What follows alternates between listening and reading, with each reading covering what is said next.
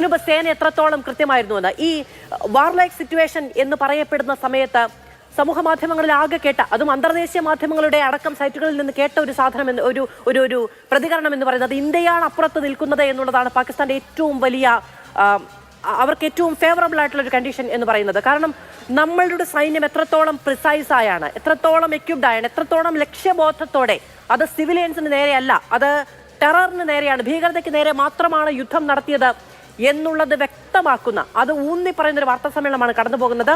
Operation Sindoor ഇപ്പോഴും തുടരുന്നുണ്ട്.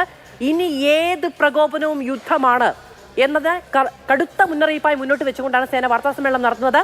എന്താണ് ഏറ്റവും കൂടുതൽ വ്യക്തമായി മനസ്സിലാക്കേണ്ട കാര്യം ചുരുങ്ങിയ വാക്കുകളിൽ?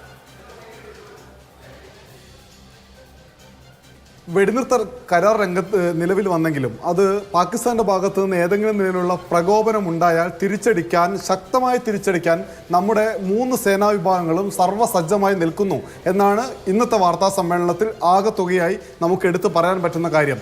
പാകിസ്ഥാന്റെ ജനവാസ മേഖലകളല്ല, ഭീകരരുടെ 9 കേന്ദ്രങ്ങൾ നമ്മൾ ലക്ഷ്യം വെച്ചു. 100-ലധികം ഭീകരരെ കൊലപ്പെടുത്തി. അതിൽ 4 കൊടും ഭീകരരുണ്ട്.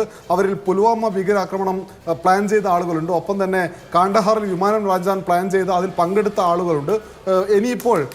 ഇനി രാജ്യം കാത്തു നിൽക്കുന്നത്, ഒരുപക്ഷെ സേനകൾ കാത്തു നിൽക്കുന്നത്, ഇന്ന് രാത്രി ഏതെങ്കിലും നിലയിലുള്ള ഒരു ആക്രമണമോ ഏതെങ്കിലും നിലയിലുള്ള ഒരു പ്രകോപനമോ പാകിസ്ഥാന്റെ ഭാഗത്തു നിന്നുണ്ടാകുമോ എന്നുള്ളതാണ്.